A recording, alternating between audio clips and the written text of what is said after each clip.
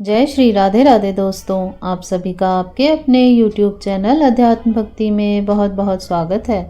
आइए आज आप सब सुनेंगे कार्तिक मास महात्म्य के 30वें और 31वें अध्याय की कथा। हिंदू पंचांग का 8वां महीना धार्मिक लिहाज से बहुत महत्वपूर्ण है। इस महीने में लंबे समय के बाद भगवान विष्णु चिर निद्रा से जागते हैं, इसलिए इस महीने में कुछ आसान काम करके आप भगवान विष्णु और कुबेर जी की कृपा पा सकते हैं। इसी वजह से यह मास धार्मिक दृष्टिकोण से महत्वपूर्ण माना जाता है। मान्यता है कि इस मास में भगवान विष्णु भगवान श्री कृष्ण की उपासना करने से जातक को सभी तरह के संकटों से छुटकारा मिल सकता है, साथ ही सुख और समृद्धि में वृद्धि होती है। तो आइए अब इस कार्तिक मास कथा श्रृंखला में सुनते हैं 30वें अध्याय की कथा और फिर सुनेंगे 31वें अध्याय की कथा। कथा के अनुसार भगवान कृष्ण ने कहा, हे प्रिय, नारद जी के वचन सुनकर महाराजा पृथु बड़े विस्मित हुए। अंत में उन्होंने नारद जी का पूजन करके उनको विदा किया। इसलिए माघ, कार्तिक और एकादशी, यह 3 व्रत मुझे अत्यधिक प्रिय हैं। वनस्पतियों में तुलसी, महीनों में कार्तिक, तिथियों में एकादशी और क्षेत्रों में श्री कार्तिक मुझे बहुत प्रिय हैं। जो कि प्राणी जितेंद्रिय होकर इनका सेवन करता है, वह यज्ञ करने वाले मनुष्य से भी अधिक प्रिय लगता है। जो प्राणी विधि से इनकी सेवा करते हैं, उनके मेरे अनुग्रह से सब पाप दूर हो जाते हैं। भगवान कृष्ण के वचन सुनकर सत्यभामा ने कहा, हे नाथ, आपने यह बात बड़ी आश्चर्यजनक कही है कि किसी दूसरे के द्वारा किए गए पुण्य फलों से कलह की मुक्ति हो गई। यह प्रभावशाली कार्तिक मास आपको अधिक प्रिय है कि जिसमें पतिद्रोह का पाप केवल स्नान करने मात्र के पुण्य से ही नष्ट हो गया। दूसरे मनुष्य द्वारा किया हुआ पुण्य उसके देने से कैसे मिल जाता है, यह आप मुझे बतलाइए। तब भगवान श्री कृष्ण ने कहा, बिना दिया हुआ पुण्य और पाप जिस कर्म द्वारा मिलता है सो सुनो।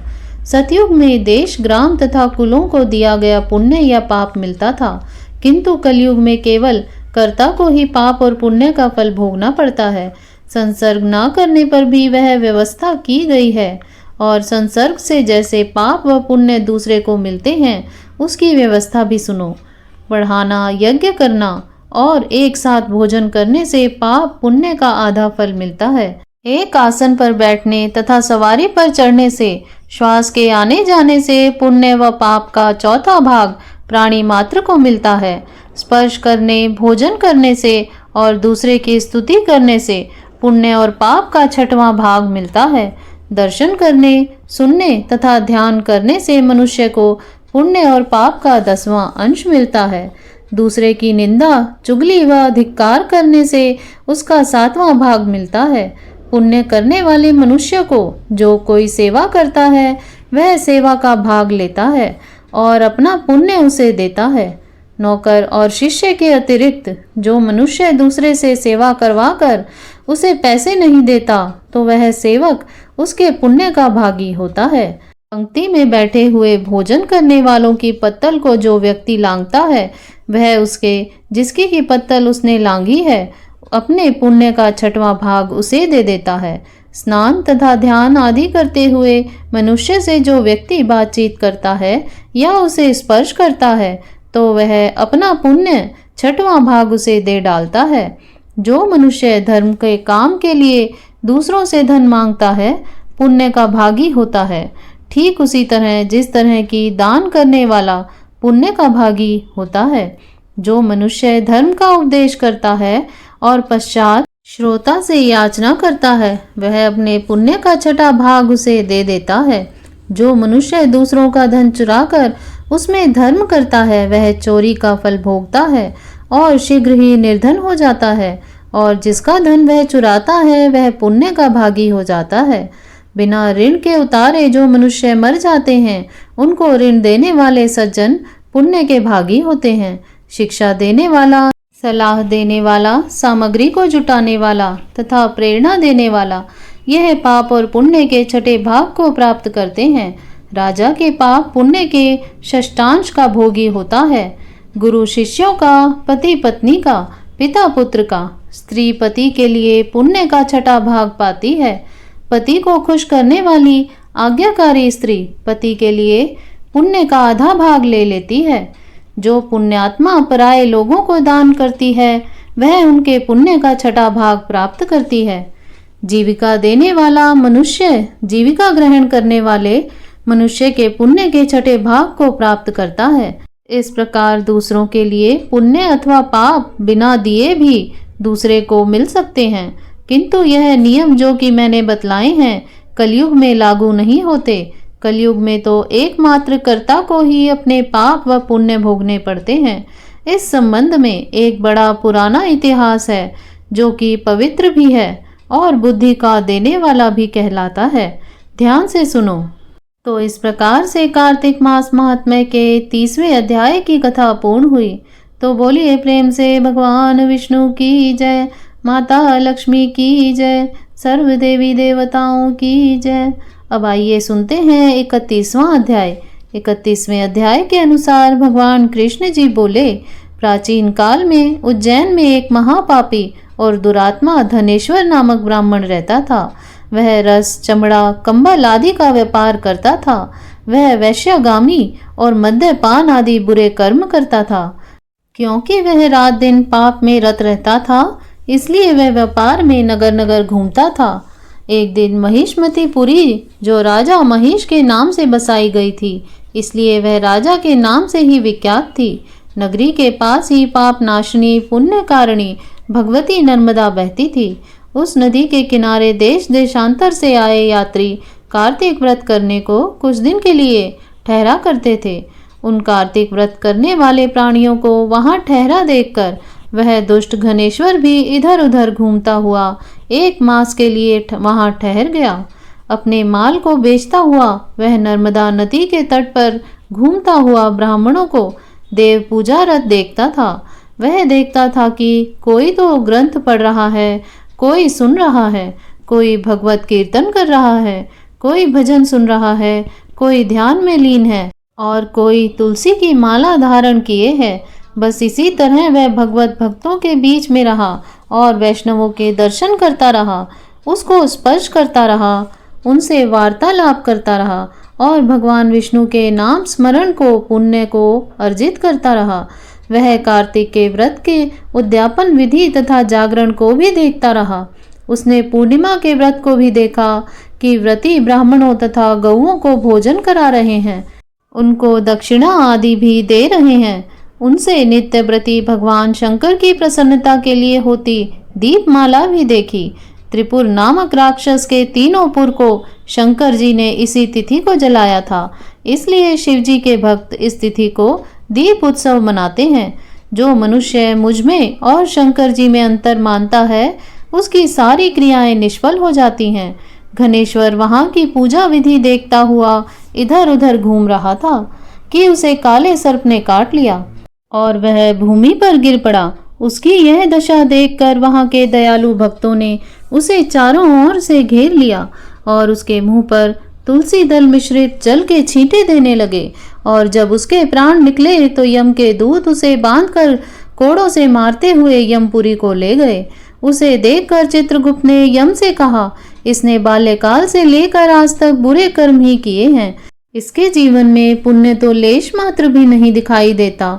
यदि मैं पूरा 1 वर्ष आपको सुनाता रहूं तो इसके पापों की सूची समाप्त नहीं होगी। यह महापापी है, अतः इसको 1 कल्प तक घोर नरक में डालना चाहिए। चित्रगुप्त की बात सुनकर यमराज ने बड़े क्रोध में आकर उसे अपना काल नेमी के समान भयंकर रूप दिखाते हुए अपने अनुचरों को आज्ञा देकर कहा, हे प्रेत सेनापतियों, इस दुष्ट को मुद्गरों से मारते हुए कुंभी पाक में नरक में डाल दो। सेनापति ने मुद्गरों से उसका सिर फोड़ते हुए कुंभी पाक के नरक में ले जाकर खोलते हुए तेल में कढ़ाव में डाल दिया। प्रेत सेनापतियों ने ज्यों ही तेल के कढ़ाव में फेंका, लपलपाती हुई आग अपने आप ठंडी हो गई, जैसे कि प्रहलाद को अग्नि में डालने से वह ठंडी हो गई थी। यह विचित्र घटना देखकर प्रेत सेनापतियों ने यमराज के पास जाकर यह सब हाल कहा। यमराज भी आश्चर्यचकित हो घनेश्वर को अपने पास बुलाकर स्थिति पर विचार करने लगे। उसी समय नारायण नारायण का कीर्तन करते हुए देव ऋषि नारद जी भी वहां आ पहुंचे और यमराज से कहने लगे, हे यमराज, यह ब्राह्मण नरक में डाले जाने के योग्य नहीं है, क्योंकि इसने अंत समय में कुछ शुभ कार्य किए हैं जो कि नरक यातना को नष्ट करने वाले हैं। जो लोग भगवत भक्त का दर्शन करते हैं, उनसे वार्तालाप करते हैं और उनका स्पर्श करते हैं, चाहे उन्होंने कोई पुण्य कर्म ना किया हो, सहज में ही स्वर्ग के अधिकारी हो जाते हैं। अतः घनेश्वर भी पुण्य आत्माओं के संग व स्पर्श से स्वर्ग का अधिकारी हो गया है। अतः यह पुण्य आत्मा है, इसे यक्ष योनि दो और केवल इसे पाप भोग करने वाले नरक दिखा दो। भगवान कृष्ण ने कहा। जब नारद भी ऐसा कहकर चले गए तो घनेश्वर को पुण्यात्मा समझते हुए यमराज ने दूतों को इसे नरक दिखाने की आज्ञा दी। तो इस प्रकार से कार्तिक मास महात्म्य के 31वें अध्याय की कथा पूर्ण हुई। तो बोलिए प्रेम से भगवान विष्णु की जय, माता लक्ष्मी की जय, तुलसी माता की जय, भगवान श्री कृष्ण की जय, सर्व देवी देवताओं की जय। तो आइए अब सुनते हैं लपसी तपसी की कहानी। ऐसा माना जाता है कि इस कहानी को सुने बिना कार्तिक महात्म्य सुनने का सुफल प्राप्त नहीं हो पाता। तो लपसी तपसी की कहानी इस प्रकार से है। प्राचीन समय की बात है, एक गांव में दो भाई रहते थे। एक का नाम लपसी था और दूसरे का नाम तपसी। तपसी तो भगवान की तपस्या करता था और लपसी सवा सेर की लस्सी बनाकर भगवान को भोग लगाता और लोटा हिलाकर जीम लेता था। एक दिन दोनों लड़ने लगे। लपसी बोला कि मैं बड़ा हूँ और तपसी बोला कि मैं बड़ा हूँ। इतने में नारद जी आए और पूछने लगे कि क्यों लड़ रहे हो। लपसी ने कहा मैं बड़ा हूँ और तपसी ने कहा मैं बड़ा हूँ। तपसी बोला मैं सारे दिन भगवान की पूजा करता हूँ। नारद जी बोले कि मैं तुम्हारा फैसला कर दूंगा। दूसरे दिन तपसी नहा कर आने लगा तो नारद जी ने 1.25 करोड़ की अंगूठी उसके आगे फेंक दी। उसने आंख खोलकर देखा तो 1.25 करोड़ की अंगूठी पड़ी है। तब तपसी ने वह अंगूठी उठाकर बगल के नीचे दबा ली और तपस्या करने लगा। लपसी सुबह उठकर नहाकर 1.25 सेर लस्सी बनाकर भगवान को भोग लगाकर लोटा हिलाकर जीमने लगा। इतने में नारद जी आए और दोनों को बिठाया। तब नारद जी ने तपसी से पूछा तुम्हारे हाथ के नीचे क्या है? तो वहां पर 1.25 करोड़ की अंगूठी निकली। तब नारद जी बोले कि ये अंगूठी तो तूने चुराई है, इसलिए तेरी तपस्या भंग हो गई, इसलिए लपसी बड़ा है। तपसी बोला महाराज मेरी तपस्या का फल कैसे मिलेगा? तो नारद जी बोले तेरी तपस्या का फल कार्तिक नहाने वाली देगी। फिर नारद जी बोले कि सबकी कहानी कहकर तेरी कहानी ना कहे तो कार्तिक का फल खत्म हो जाएगा। तो इस प्रकार से कार्तिक महात्म्य के साथ लपसी और तपसी की कहानी सुनने से कार्तिक महात्म्य का संपूर्ण फल प्राप्त होता है। अगर आप सब कार्तिक महात्म्य के आगे के अध्यायों की कथा का श्रवण करना चाहते हैं, यदि आप हमारे चैनल पर पहली बार आए हैं तो चैनल को सब्सक्राइब कर लें ताकि आने वाली वीडियो की नोटिफिकेशन आपको समय से मिलती रहे। वीडियो को लाइक करें, शेयर करें। सुखी रहें, स्वस्थ रहें। जय श्री राधे राधे। धन्यवाद।